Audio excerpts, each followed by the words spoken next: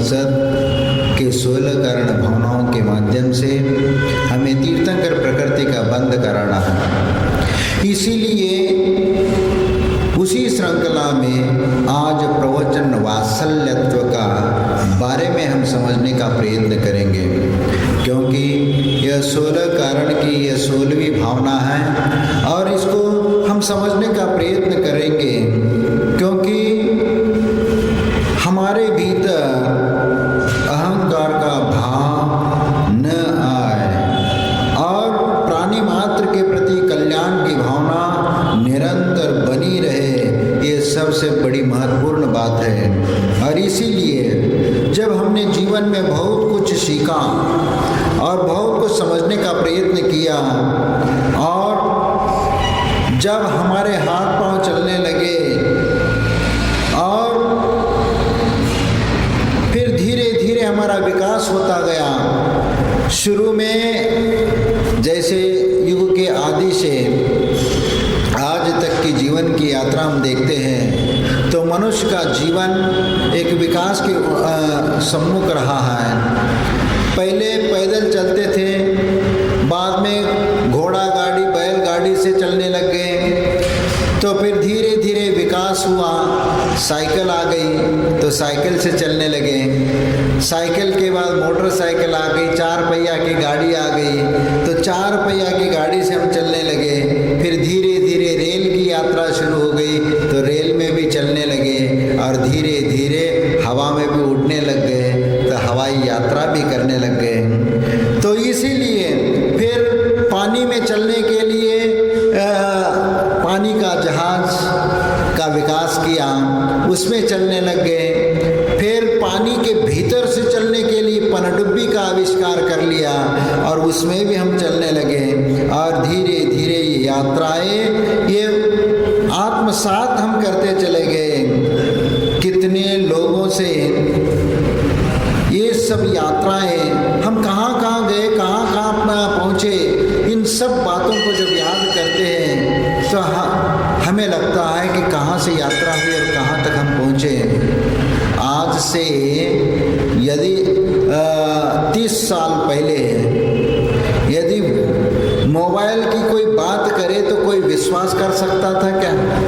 हाँ, क्योंकि मोबाइल बिना वायर का और बिना इसका वो कैसे चलेगा, क्योंकि वायर है तो बिजली से कनेक्ट है तो उसके द्वारा तो कुछ माइक में जैसे बोला जाता है वैसे उसमें भी बोला जाएगा, लेकिन जहाँ पर कोई आवाज़ नहीं, कहाँ लिंक नहीं है, कुछ भी नहीं है, फिर भी हम उस मोबाइल के बारे में आज विश्वास करने लगे। यदि 30 साल पहले कहते कि ऐसे भी कोई चीज़ हो सकती है कि विश्वास नहीं करते, लेकिन आज विकासोन्मुखी, आज यहाँ बैठे बैठे दुनिया के हर कोने में बात कर सकते, उसकी आवाज़ सुन सकते हैं और कॉन्फ्रेंस कर सकते हैं, और इतना ही नहीं कि टीवी में ऐसे आमने सामने बैठ करके आप बात कर सकते हो, और वो भी इसमें कहीं पर भी ये नहीं है, वायर भी नहीं है, फिर भी आपको रंगीन चित्र दिख रहा है। आपने कभी कल्पना की थी क्या कि मोबाइल में हम किसी का चेहरा देख सकेंगे, टीवी उसमें चित्र देख सकें, पिक्चर देख सकेंगे, सब उसमें कितने सारे चीज़ें आज देखने को मिल रही, लेकिन ये आपको लगता है कि हम विकास कर रहे हैं?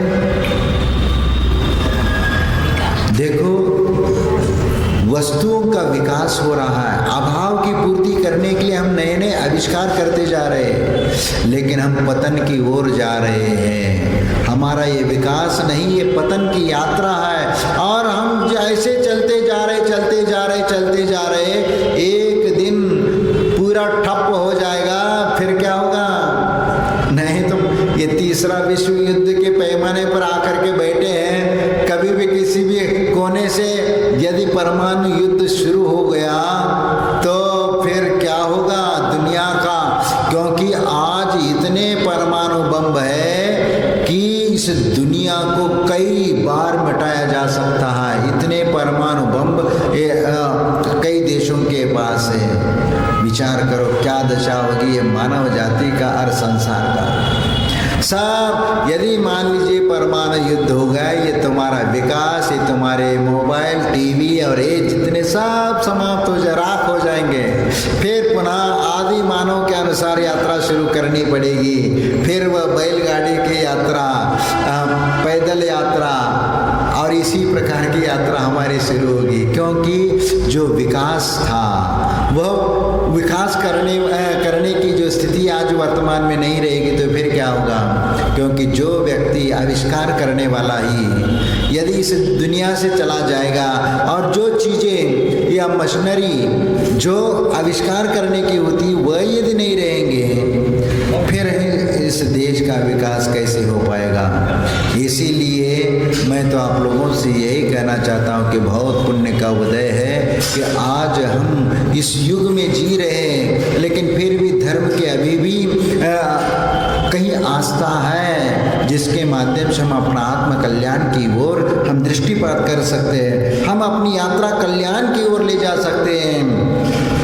हम कभी ये विचार करो, हम अपने जीवन में तो शांति तो चाहते हैं। शांत भाव से बैठ करके जब इन चीज़ों का यदि अध्ययन करेंगे, मनन करेंगे, तो आपको मालूम करेगा कि क्या हम विकास की ओर जा रहे हैं, क्या पतन की ओर जा रहे हैं। जितने जितने आविष्कार हो रहे हैं, यदि ये बिजली ही समाप्त हो जाएगी फिर क्या होगा?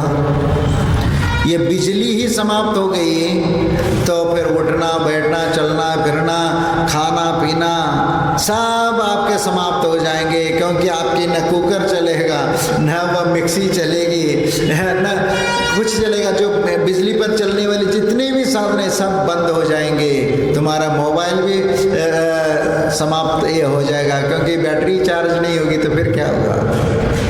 यानी वह चीज़ों का अस्तित्व होते हुए हम उसके बारे में जानते नहीं है, तो उनका कोई अस्तित्व नहीं है। और एक दिन पुनः वह आएगा, पुनः हमारी यात्रा वहीं से शुरू होगी आदि मानव का जिस प्रकार, क्योंकि कुछ नहीं है, सिर्फ पैदल यात्रा शुरू होगी। कहीं भी जाना है तो पैदल जाओ। आज पैदल जाने के लिए, चलने के लिए किसी की हिम्मत नहीं होती। वो कहता है कि भैया पैदल हो तो हम नहीं जा रहे। गाड़ी में बैठ के जाना हो तो बता दो, फिर आने को तैयार है, कहीं भी चलो। लेकिन महाराज जी के साथ पैदल चलना भी उनको कठिन होने लगा। लेकिन देखो आज से 50 साल 60-70 साल पहले इतना साधनों का आविष्कार नहीं था, इतना साधन नहीं थे। कहीं बस चलती थी या मोटरसाइकिल तो बहुत कम थे। लेकिन हमने देखे कि कहीं भी किसी भी गांव से यदि जाना है तो सरकारी बसें ही चलती थी और सरकारी बसों में बैठ करके जाते थे। नहीं है तो एक बार सुबह बस चली गई तो वह शाम को आएगी, नहीं तो दूसरे दिन आएगी। तो वह कहता है कि चलो पैदल ही चलो। और आज अरे पैदल कहाँ से चले हैं? अरे ये नहीं तो दूसरी गाड़ी मिलेगी, दूसरी नहीं तो रिक्शा कर लेंगे या किराए से और गाड़ी कर लेंगे। इतने साधन आज हमारे पास उपलब्ध हो गए कि पैदल चलने का नाम ही कोई लेने को तैयार नहीं। लेकिन पुनः एक दिन वो आएगा, क्योंकि कलियुग का समापन और इस युग का समापन होगा तो प्रलय आएगा। और प्रलय काल में ये जितने भी आविष्कार है एक दिन सब मिट्टी में मिल जाएंगे और पुनः जीरो से हमारी यात्रा शुरू होगी। विचार करो, क्योंकि आज हम इतने भाग्यशाली हैं क्योंकि हम अपने जीवन जीने के लिए इतने परेशान नहीं हैं। लेकिन जो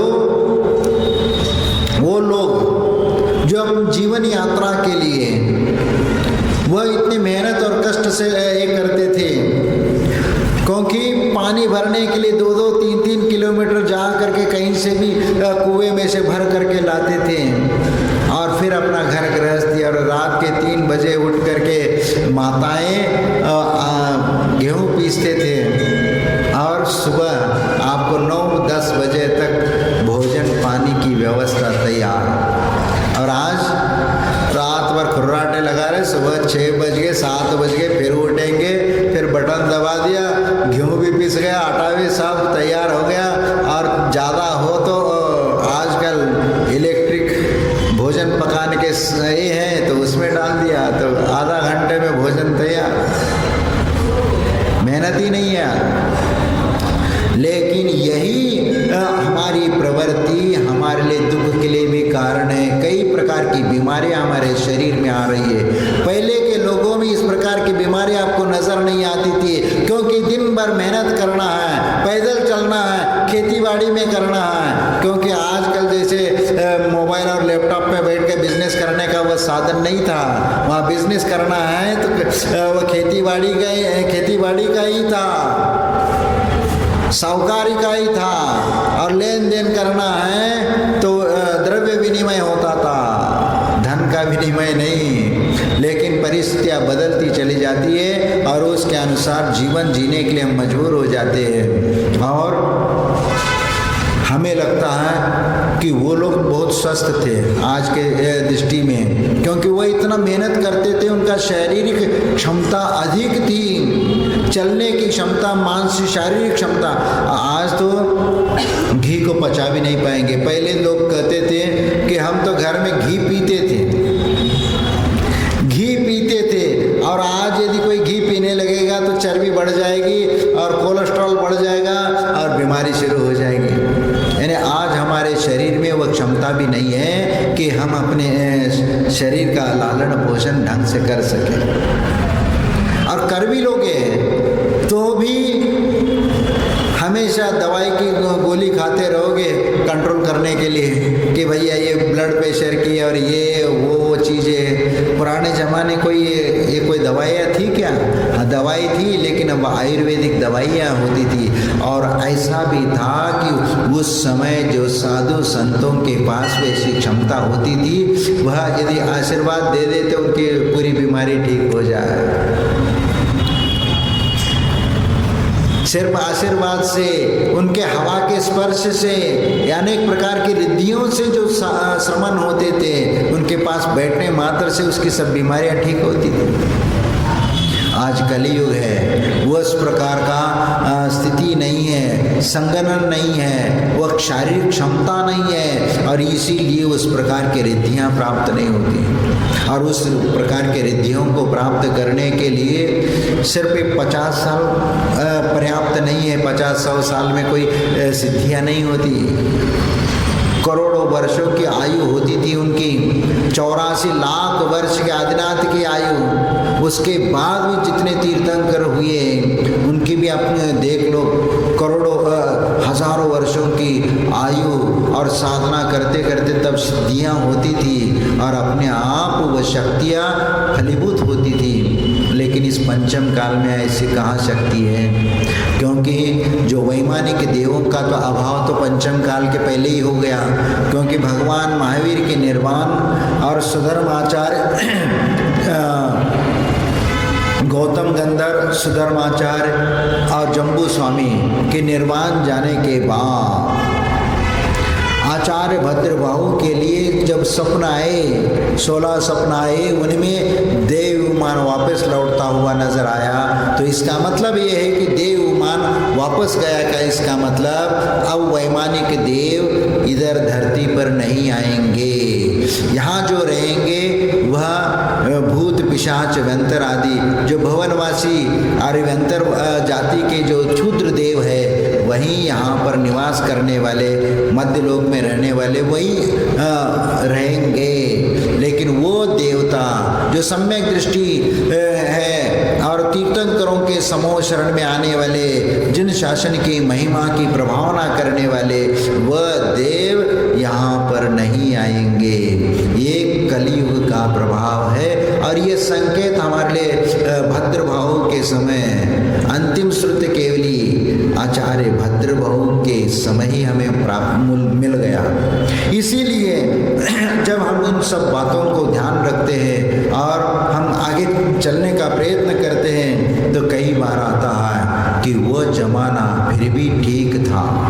उस समय मेहनत करना पड़ता था अपने आजीविका का निर्वाह करने के लिए, लेकिन वह सबसे सुखी थे, मन से भी, वचन और शारीरिकता से भी, सब प्रकार से वह क्योंकि उनको कोई दूसरा काम धाम, उन्हें टेंशन वाला काम ही नहीं है। शादी ये खेती बाड़ी का काम कर लिया, आ गए, बैठ गए, फिर भगवान की भक्ति कर लिया, 4 रोटी खा लिया, थोड़ा विश्राम कर लिया, फिर थोड़ा फिर जब सब लोग शाम के समय एक चबूतरे पर सब इकट्ठा होते हैं, जैसे आप आजकल मोबाइल पे व्हाट्सएप देखते हैं भैया किसका किसका क्या क्या मैसेज आया है देखते हैं, तो दिन भर का मैसेज वहाँ पर एक जगह बैठ करके भैया आज का समाचार है, आज का समाचार है, आपस में उनका वो व्हाट्सएप चलता है मैसेज, वह शाम के समय एक ही बार चलता है। फिर उसके बाद 9-10 बजे बाद जा करके सो गए, तो रात के 3 बजे उठे, फिर दैनिक क्रिया शुरू, खेत में जाना, ये करना, क्योंकि उस समय कोई यांत्रिक युग तो था नहीं, तो यांत्रिक युग नहीं था तो उस प्रकार का कोई बिजनेस भी नहीं था, इसलिए खेती बाड़ी के अलावा आजीविका का साधन कुछ भी नहीं था।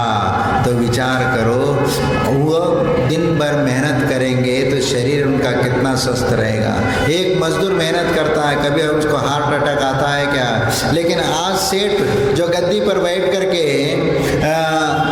नोट गिनता रहता है और उसके लाने डॉक्टर कहता है कि भाई ये मत खाओ, वो मत खाओ, और ये चीज़ें से परहेज कर लेना, और बाद में हार्ट अटैक हमेशा समस्या रहती है। तो इसीलिए शरीर को मेहनत करना हमें अच्छा नहीं लगता, लेकिन शरीर को जितना मेहनत करोगे उतना शरीर तुम्हारा स्वस्थ रहेगा और तुम्हारे अनुकूल रहेगा।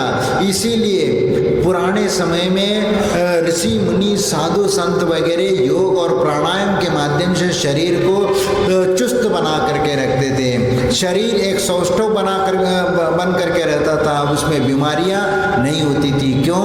क्योंकि मेहनत करते थे। मेहनत के साथ जो योग और प्राणायाम आदि के माध्यम से शरीर में वो सब अंग जो है, जितने भी शरीर के अंग है, उनमें कुछ ना कुछ ऐसे कसरत मिलती थी, काम मिलता था, मेहनत करनी पड़ती थी, जिससे शरीर का जो स्थिति है वह स्वस्थ रहती थी। लेकिन जब परिश्रम कम हो गया तो चर्बी बढ़ने लग गई, आंतें वगैरह जो भी है शरीर के वह सुस्त होने लग गए, जो नसें हैं वह नसों में भारीपन आने लगा, क्योंकि उसमें कोलेस्ट्रॉल साइड में जमने लगा, और जमने लगा तो फिर क्या होगा?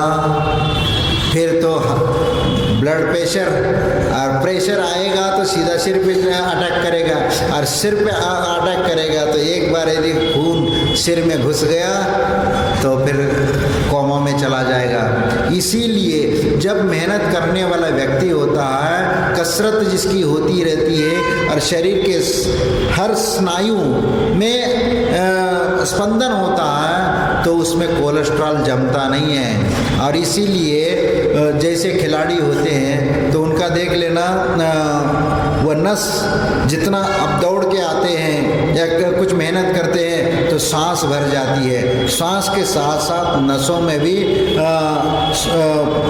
स्पंदन होता है, उसमें मूवमेंट होता है, जिससे क्या होता है कि मूवमेंट होने से उसमें खून रुकता नहीं है, उसमें कोलेस्ट्रॉल भी उसके साथ बह करके निकल जाता है, इसलिए वह नरम रह जाता है। और यदि जब कोई मेहनत ही नहीं है तो धीरे धीरे उसमें जमने लगता है। जैसे आपका नल का पाइप होता है, अब यदि उसमें पानी का संचरण यदि नहीं होता है तो धीरे धीरे उसमें जो कचरा है वह जमने लगता है और उसमें पाइप के भीतर ही रहने लगता है और चौक होने लगता है। तो इसी प्रकार ये अपने शारीरिक स्नायु की भी होती है। इसलिए हम अपने जीवन में जिस यात्रा की ओर हमें निकलना है, आत्म कल्याण के मार्ग पर जाना है, तो वह हमें उस ओर ही हमें चलना है। क्योंकि इस जीवन की यात्रा में सचमुच हम अपने जीवन में के उन स्मृतियों में हम याद करते हैं कि हमें कहाँ तक जाना है, कैसे करना है।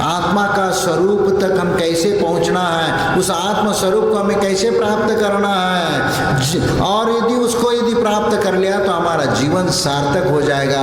इन्हीं बातों का हम विचार करते हुए चलते हैं। और हमने अभी तक उन सब बातों को हमने किया, क्योंकि क्रम से हमने एक एक भावना का मनन किया, चिंतन किया, और भावना भाई और अच्छे मन से विनय भाव से आत्म स्वरूप में स्थिर हो करके व्रतों में दृढ़ता लाते हुए हम उन सभी भावनाओं का चिंतन और मनन करने का प्रयत्न किया।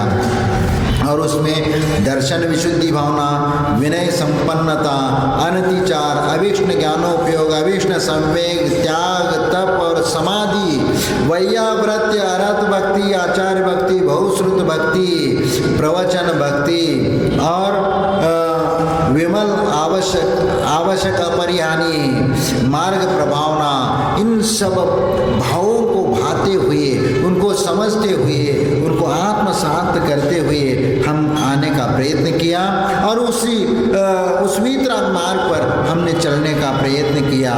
और इसी प्रकार आज तो अपने मन में एक भावना और चिंतन करना है, सारे भेदभाव बुला करके सधर्मी जनों के प्रति अंतरंग में प्रेम और वात्सल्य को बनाए रखना, प्रेम भाव रखना, क्योंकि ये हमारे जीवन को जोड़ने का काम करता है। क्योंकि संसार में भटकते हुए इन संसारी जीवों के लिए राग, द्वेष और कषायों में ये अधिक उलझा रहता है। इसलिए इन कषायों से जो उलझा हुआ है, ऐसे उलझे हुए प्राणियों के लिए प्रेम ही एक सबसे अच्छा भाव है। और क्योंकि परस्पर में एक दूसरे के प्रति प्रेम भाव ये हमारे अंतरंग भावनाओं को विकसित करने वाला होता है, और ये प्रेम भावना ये आत्म कल्याण की ओर ले जाने वाला है। इसीलिए हमारे आचार्य ने कहा, वत्से धेनुवत सधर्मिणी स्नेह प्रवचन वत्सलत्वम, ये कहा है। क्योंकि जैसे गाय अपने बछड़े के प्रति स्नेह करती है, ऐसी सधर्मियों के प्रति स्नेह करना और स्नेह रखना यही प्रवचन वत्सलत्व है। और इसी को अपना करके जिन शासन की भी प्रभावना करनी है, बिना स्वार्थ के, बिना किसी सांसारिक अपेक्षा से परस्पर में प्रेम का भाव होना, उसे ही वात्सल्य कहा गया है। गाय और बछड़े का जो प्रेम है वह निस्वार्थ प्रेम है। इसीलिए उनका उदाहरण हमारे आचार्य ने दिया है, क्योंकि बछड़े का प्रेम का, गाय और बछड़े के प्रेम का उदाहरण क्यों दिया गया है? क्योंकि गाय कभी अपने बछड़े से कोई अपेक्षा नहीं रखती। अपने जीवन काल में वह कभी ये नहीं सोचती कि ये बड़ा हो जाएगा, हमें घास खिलाएगा, पानी पिलाएगा या ये करेगा। इस प्रकार की कोई स्वार्थ वांछा वह नहीं रखती है। लेकिन माँ बाप यदि बेटे से कुछ अपेक्षा रखते, वह माता पिता यदि अपने बेटे का लालन पोषण करते, बड़े करते हैं, तो उनके मन में स्वार्थ आ सकता है कि बुढ़ापे में तुम तो मेरी सेवा करें या हमारे लिए पानी पिलाए, हमारे कुछ सेवा वैयावृत्ति करे, ये भावना उसकी हो सकती है। लेकिन गाय में इस प्रकार का कोई भावना नहीं रहती है। लेकिन क्या करें, आज के माता पिता जो भावना कर रहे हैं वो उनके भाग्य में है ही नहीं है। क्योंकि आज मियाँ बीवी अकेले बड़े आलीशान बंगले में रह रहे, कहने के लिए आलीशान बंगला है, लेकिन इस भीतर के बंगले में देख लो कितनी पीड़ा है, कितना दुख है, कितना दर्द है। इस हृदय रूपी महल में झांक करके देख लो तो मालूम पड़ेगा कि वह व्यक्ति कितना दुखी है, अंतरंग से कितना पीड़ित है। और इसीलिए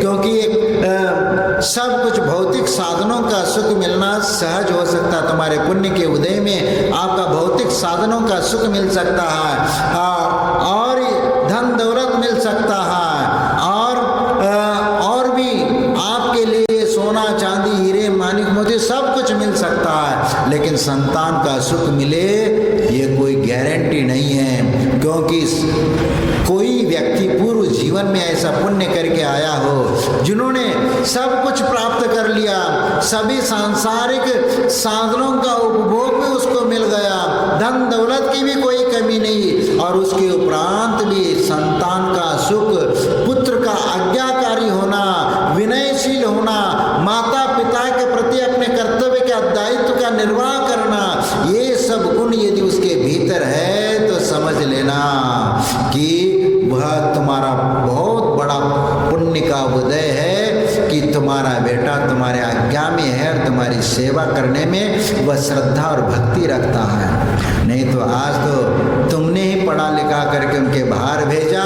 तो बाहर ही रह रहा है, वह कहता है बाय बाय टाटा, अब नहीं मैं आ सकता क्योंकि बिजनेस ये सर्विस छोड़ करके मैं नहीं आ सकता, क्योंकि गलती हमारी है कि हमने इतना पढ़ा लिखाया और उनको बाहर भेज दिया।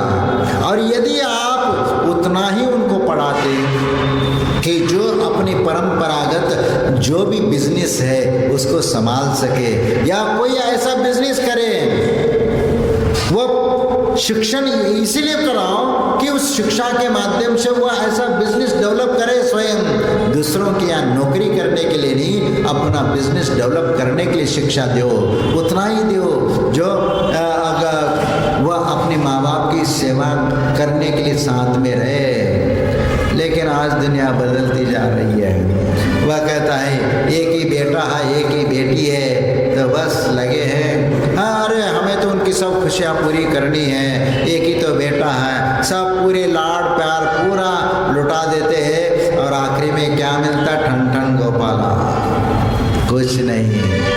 वह तो जब वह पढ़ा लिख करके बड़ा हो जाता, सर्विस लग जाती है, तो वह जा करके कहीं सर्विस करने लगता है। फिर माँ बाप कहते कि बेटा अब यहीं रह लो, छोड़ दो, वह कहे यहाँ क्या रखा है, यहाँ क्या रखा है। और फिर माँ बाप कहेंगे कि हमने इतना पढ़ा लिखा करके बड़ा किया, इसके लिए थोड़ी किया, तो किसके लिए किया, आपने क्या किया, आपने अपने कर्तव्य का पालन किया, सब हमारी योग्यता हमारे भीतर थी, इसलिए पढ़ लिख करके मैं बड़ा हो गया।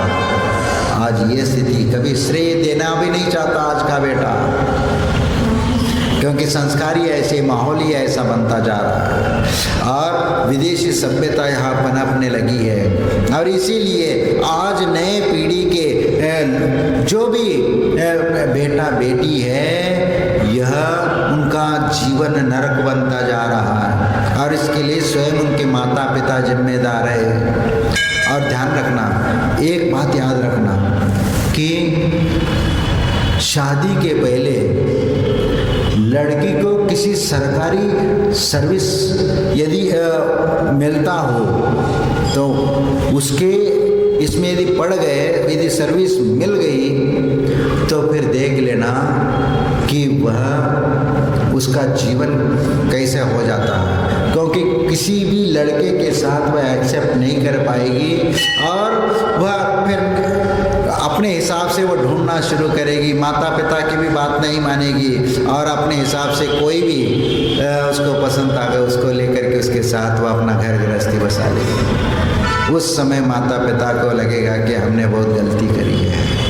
हाँ, सर्विस करना है तो शादी के बाद करा दो, कोई बात नहीं, सरकारी सर्विस यदि करना है शादी होने के बाद, क्योंकि माता पिता अपने बच्चे के लाने, अपनी लड़की के लाने योग्य वर का निर्वाह करके वह शादी कर ले, और उसके बाद यदि सर्विस लगता है तो उसमें कोई दिक्कत नहीं है। लेकिन पहले से यदि शादी के पहले यदि सर्विस लग जाए, क्योंकि वैसे ही पढ़ने ये करने में 25 साल 26-27 साल निकल जाते हैं, उसके बाद सर्विस का ढूंढने लगते हैं, और सर्विस लग गई और फिर नखरे शुरू हो जाते हैं, फिर ऐसा लड़का चाहिए, वैसा लड़का चाहिए, और इतना बड़ा और कम पगार वाला, कम तनख्वाह वाला यदि कोई लड़का होता है, अरे हमसे भी कम है इसका, इसके साथ थोड़ी, हमसे ज़्यादा पैसे वाला तनख्वाह वाला होना चाहिए, यानी उसको ज़्यादा पैसा मिलता हो तो ऐसे लड़के ढूंढने से मिलता नहीं है फिर, क्योंकि एक एक बच्चे सबके हैं तो कहाँ से मिलेंगे। फिर वह जहाँ पर वह रहती, जहाँ सर्विस करती है, आजू बाजू में जिसके साथ बैठना उठना बोलचाल होता है तो वहीं पर विचार किसी से मिल जाते हैं, फिर उसी के साथ साठगांठ हो जाती है। फिर माँ बाप कितना भी कह ले, कितना भी समझा ले, उनको समझ में नहीं आएगा, क्योंकि पैसा बोलता है। क्योंकि पैसा जब आने लगता है तो फिर सब कुछ उसके सामने सब फीके लगने लगते हैं कि हम ही अच्छे, हमसे बढ़कर कोई नहीं है। और इसीलिए और प्रेम और वात्सल्य जो है वह उसमें समाप्त हो जाता है। थोड़ा सा कुछ झगड़ा नहीं हुआ कि सब कोर्ट में जाकर के खड़े हो जाते हैं। आज सबसे ज़्यादा इन्हीं चीज़ों से सब लोग परेशान हैं, लेकिन फिर भी कुछ माता पिता को समझ में नहीं आता, वह इसी में लगे हैं कि अपनी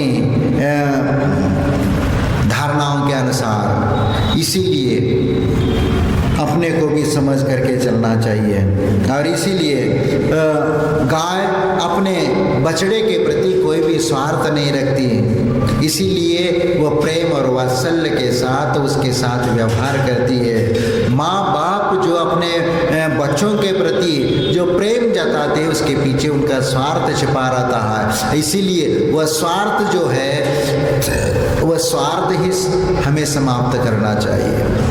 हमें स्वार्थी बनना नहीं है। आप अपना कर्तव्य का पालन करिए, बच्चों के प्रति जो हमारा कर्तव्य है उसका कर्तव्य का पालन करा दीजिए। उसके बाद उन बच्चों से कोई अपेक्षा मत रखिए। आज के ज़माने में आप यदि स्वाभिमान के साथ जीना चाहते हो तो उन बच्चों से अपेक्षा रखना बंद करिए, क्योंकि आप अधिक अपेक्षा रखते हो इसीलिए तुम दुखी हो जाते हो।